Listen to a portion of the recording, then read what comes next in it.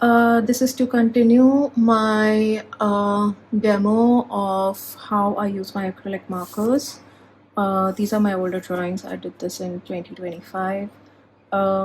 This little girl, you can see the picture right here. This is the reference for this one. I chose a very contrasting color. Basically, black. I tried to go with black and grays, and it didn't really work out. So then I kind of went over it with this blue, trying to lower the contrast, and it gave a very interesting effect. And of course, I was trying to go bigger and get more detail, but I don't know. I think the entire point of using this medium is to give the illusion of detail. Don't bother about going into too much detail with this one. There are you just dab it, create flat areas of color, and then build the 3Dness of the subject. In this as well, I tried larger faces. However, and here I was using complementaries. Here the colors were closer together on the color wheel. I wasn't really happy with this effect because these are good examples of overdoing something. Moving on, I mean, it's just too much. You just have to, like, if you've seen the earlier demo that I've given, I keep talking about knowing when to stop. And here I was just going on and on and on and putting more and more and more and trying to get doing all of these effects like stippling in order to get the transition between the darker values and the lighter values, the mid-tones, and then the lighter ones. It's okay. I'm not crazy about the effect. So moving on from that, I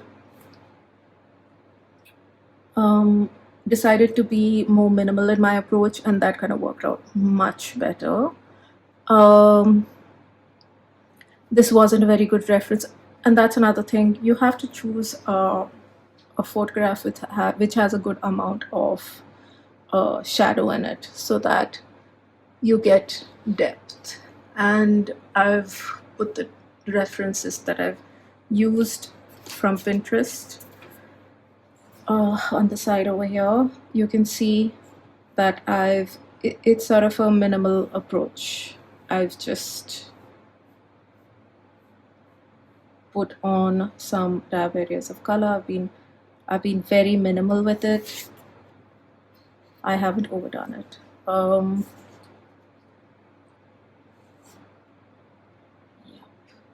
I love this one, the way this one turned out. That was the absolute last one. And then this is in 2026, 5 months later, 5-6 months later, I did this little girl in the first demo, the one before this, part 1. This actor, he was in Dark Winds. His face is extremely, so I choose people based on what is interesting to me. This is my Pinterest with him. I have to look up the name of this actor.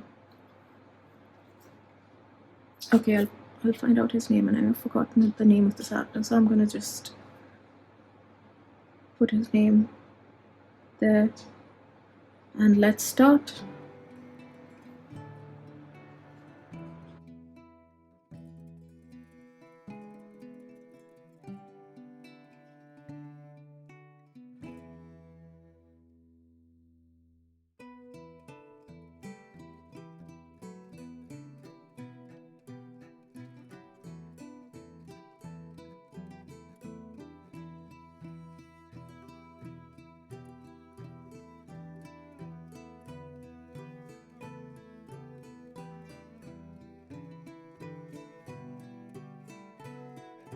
Okay, so that was the speed paint version of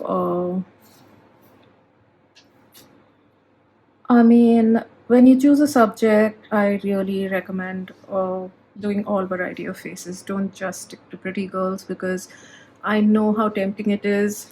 I used to draw only girls at at some point, I think. Right from the time was oh yeah, I was actually very fascinated by uh, the Marlboro men ads. They were very rugged. So I used to draw that as like a 10, 11, 12-year old. And I think my mom has kept those drawings of mine.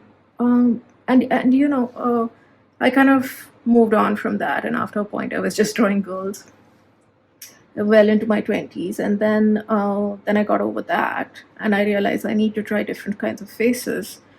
And you know I mean, it's actually very satisfying drawing faces that I am tempted to create an artificial shadow over here that would sort of take away and define his jaw out here. I'm very tempted to put in a much darker value that would define his jaw, but it's just not there in the photograph.